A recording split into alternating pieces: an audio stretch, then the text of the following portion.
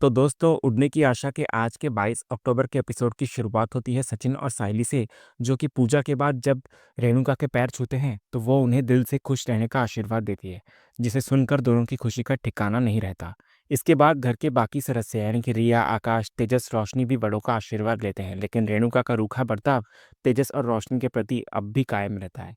इधर माहौल को और खुशनुमा बनाने के लिए रिया सबकी एक प्यारी सी फैमिली फोटो लेती है, जिसमें सभी एक साथ हैप्पी दिवाली कहते हुए नजर आते हैं। इसके बाद सचिन सबको घर के बाहर दिए जलाने और आतिशबाजी करने के लिए बुलाता है, लेकिन बाहर आते ही परिवार के रिश्तों की अहमियत एक बार फिर सामने आ जाती है। जब रेणुका परेश के साथ मिलकर दिया जलाने की कोशिश करती है तो वो नाराज होकर उससे दूर चला जाता है। इधर तेजस और रोशन के बीच भी दूरी साफ दिखाई देती है और दोनों अलग अलग दिया जलाते हैं। दूसरी तरफ सचिन और सायली के बीच प्यार और खुशी का माहौल बना रहता है। सचिन सायली को छेड़ता है कि आज तो उसकी मुराद पूरी हो गई, क्योंकि उसे न सिर्फ पूजा करने का मौका मिला बल्कि रेणुका का आशीर्वाद भी मिल गया। सायली भी अपनी खुशी जाहिर करते हुए कहती है कि वो आज का दिन कभी नहीं भूल सकती। इस पर सचिन मजाक में कहता है कि इसे भूलना भी मत, क्योंकि ऐसा दिन बार बार नहीं आने वाला। उधर दूसरी तरफ जब पूरा परिवार दिए जला रहा होता है तो आकाश और रिया इधर फुलझड़ी जला रहे होते हैं। तो आकाश को अचानक नीतू का फोन आता है, तो रिया ये देखकर गुस्से से भर जाती है और दोनों के बीच एक बार फिर तनाव पैदा हो जाता है। वहीं दूसरी तरफ सायली अपने दिल की बात सचिन से कहती है। वो कहती है कि असली दिवाली तो तब होगी जब घर के साथ साथ सबके दिलों में भी रोशनी होती और ये बिखरे हुए रिश्ते एक हो जाते। इस पर सचिन उसे दिलासा देता है कि वो सब कुछ ठीक कर देगा। लेकिन कहानी में असली और मज़ेदार ट्विस्ट तब आता है जब शकुंतला लेडीज क्लब कमेटी की कुछ औरतों के साथ वहां पहुंचती है। वो सबको बताती हुई नजर आती है कि इस बार देशमुख परिवार रामलीला करने वाला है।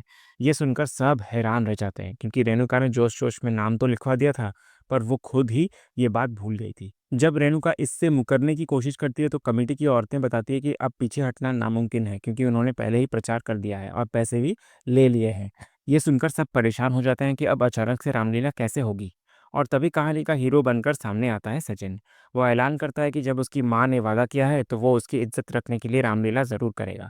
तो ये सुनकर रेणुका हैरान रह जाती है कि सचिन उसकी इज्जत के लिए इतना कुछ कर रहा है। इसके बाद सचिन सायली से कहता है कि अब वो देखे कि उसका सचिया उसकी दिवाली को कितना परफेक्ट बनाता है। इसके बाद सचिन पूरे जोश के साथ शकुंतला से रामलीला की तैयारी के बारे में पूछता है, लेकिन रेणुका अब भी पीछे हटने की कोशिश करती है। वो कहती है कि बिना प्रैक्टिस के ये सब मुमकिन नहीं है। लेकिन तभी शकुंतला रेणुका की दुखती रथ पर हाथ रख देती है। वो उसे याद दिलाती है कि उसकी सबसे बड़ी दुश्मन कीर्ति कुलकर्णी इसी मौके का इंतजार कर रही है, ताकि वो रेणुका को नीचा दिखा सके और कमेटी के प्रेसिडेंट बनने का उसका सपना तोड़ सके। ये सुनकर भी जब रेणुका नहीं मानती तो सचिन अपनी असली चाल चलता है। वो जानबूझकर अपनी माँ के सामने कीर्ति कुलकर्णी की बुराई करता है और बताने लगता है कि जब भी कीर्ति कुलकर्णी उसके टैक्सी में बैठकर जाया करती थी तो वो रेणुका को फेकुचन कहती थी और खुद को सबसे ज्यादा सुंदर और समझदार मानती थी रेणुका से। तो सचिन का ये तीर सीधा निशाने पर लगता है। अपने दुश्मन की बुराई सुनकर रेणुका का खून खौल उठता है और वो अपनी इज्जत बचाने के लिए तुरंत रामलीला करने का ऐलान कर देती है। वो कहती है कि अब वो सबको दिखाएगी, यानी कि कीर्ति कुलकर्णी को दिखाएगी कि रेणुका देशमुख क्या चीज है। इधर शकुंतला उसे शाबाशी देती है और अगले दिन डायरेक्टर को लेकर आने का वादा करके चली जाती है। लेकिन घर वाले अब भी इस फैसले से हैरान और परेशान होते हैं। परेश को लगता है कि ये सब एक दिन में पॉसिबल नहीं है, लेकिन सचिन और सायली परेश को मनाने लगते हैं। वो कहते हैं कि जब बात काकू की इज्जत की है तो हमें उनका साथ देना चाहिए। उधर तेजस रोशनी से कहता है कि सचिन और सायली कुछ ज्यादा ही आई का साथ दे रहे हैं, लेकिन रोशनी जो अब भी उससे नाराज होती है उसे कोई जवाब नहीं देती। तो तेजस रोशनी को बोलता है कि तुम कब तक नाराज रहोगी बाबू। उधर रिया और आकाश इस अचानक आए रामलीला के प्लान से हैरान होते हैं, लेकिन सचिन अब भी पूरे जोश में होता है। वो परेश को मनाने की कोशिश करता है और कहता है कि अब सिर्फ वही बाकी है, क्योंकि बाकी सब तो वैसे भी मान जाएंगे और बात उसकी पत्नी की इज्जत की है। ये सब देखकर रेणुका मन ही मन खुश होती है कि उसे मुफ्त में सचिन और सायली जैसे दो वकील मिल गए हैं जो उसकी तरफ से बोल रहे हैं। उधर तेजस को शक होने लगता है कि सचिन ये सब उसकी आई का दिल जीतने के लिए कर रहा है। लेकिन तभी सचिन एक और चाल चलता है। वो रेणुका से पूछता है कि अगर वो सब रामलीला करेंगे तो क्या वो सायली के बर्बाद हुए फूलों के पैसे दे देगी, जो उसने पहले कहा था कि कमेटी के पैसे आने पर वो दे देगी। ये सुनकर रेणुका के पास कोई जवाब नहीं होता। तभी अचानक परेश वहां से नाराज होकर जाने लगता है, तो रेणुका उन्हें रोक लेती है। वो उसके आगे हाथ जोड़कर माफी मांगती है और कहती है कि उसके बिना वो ये सब नहीं कर पाएगी। इधर अपनी आई को परेशान देखकर आकाश, तेजस, रिया और यहाँ तक कि रोशनी भी रामलीला करने के लिए तैयार हो जाते हैं। आखिर में परेश भी मान जाता है और कहता है कि उसकी पत्नी की इज्जत उसकी अपनी इज्जत है, इसलिए वो भी रामलीला करेगा। रेणुका फिर परेश को धन्यवाद करती है, लेकिन परेश एक बहुत बड़ी शर्त रख देता है। वो साफ कहता है कि वो ये रामलीला सिर्फ उसकी इज्जत बचाने के लिए कर रहा है। इसका मतलब ये नहीं कि उन्होंने उसे माफ कर दिया है। इसके बाद जब सब लोग घर के अंदर आते हैं तो रेणुका परेश से उसकी शर्त के बारे में पूछती है। तो परेश ऐलान करता हुआ नजर आता है कि रामलीला में कौन सा किरदार किसे मिलेगा ये फैसला सिर्फ वही करेगा। ये सुनते ही तेजस हमेशा की तरह सबसे पहले खुद को राम के किरदार के लिए पेश करता है, जिसे सुनकर सब उस पर हंस पड़ते हैं। सचिन तेजस को ताना मारता है कि उसके कर्मों को देखकर तो उसे रावण का किरदार भी ना मिले। परेश भी तेजस को पूरी तरह से नजरअंदाज कर देता है और कहता है कि राम का किरदार कौन निभाएगा ये वो कल सुबह तय करेगा।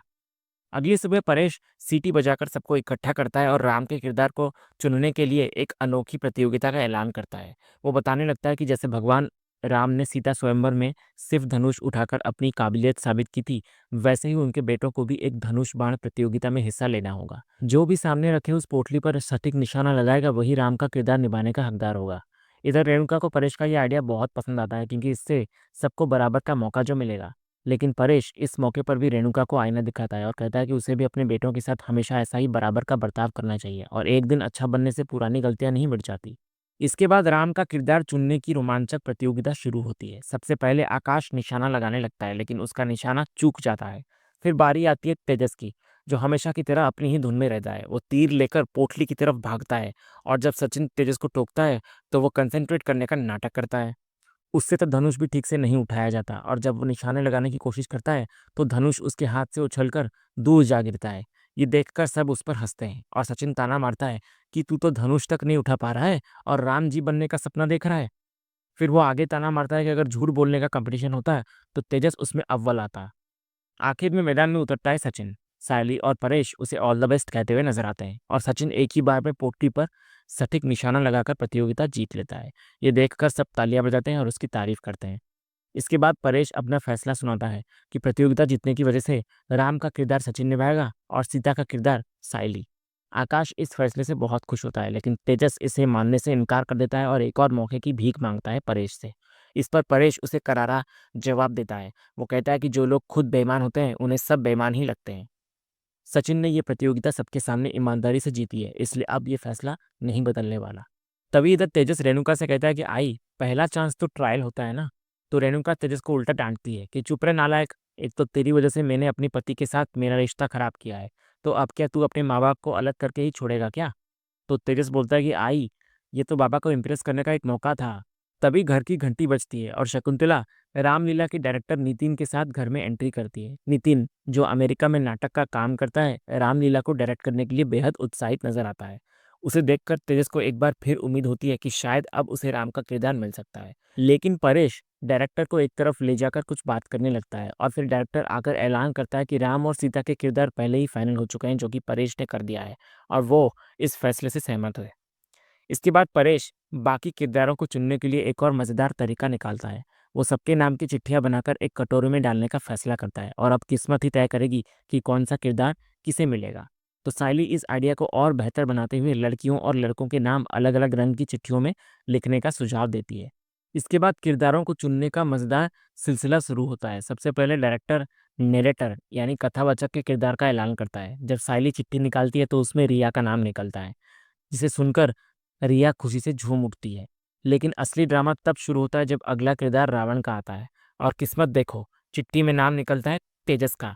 ये सुनकर सब हंसी से लोटपोट हो जाते हैं। सचिन तो मौके पर चौका मारता है और कहता है कि तेजस से अच्छा रावण कोई बन ही नहीं सकता, क्योंकि हरकतें, शकल और कर्म सब कुछ मिलता जुलता जो है।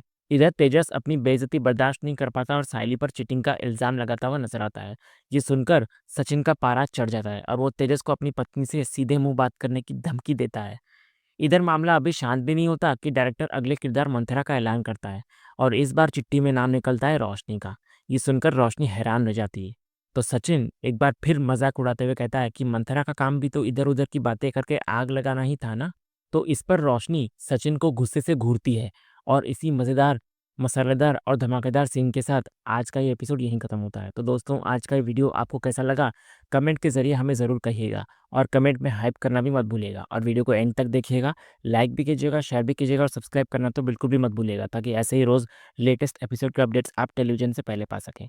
तो मिलते हैं हम एक नए एपिसोड के रिव्यू में। तब तक के लिए स्वस्थ रहें, मस्त रहें।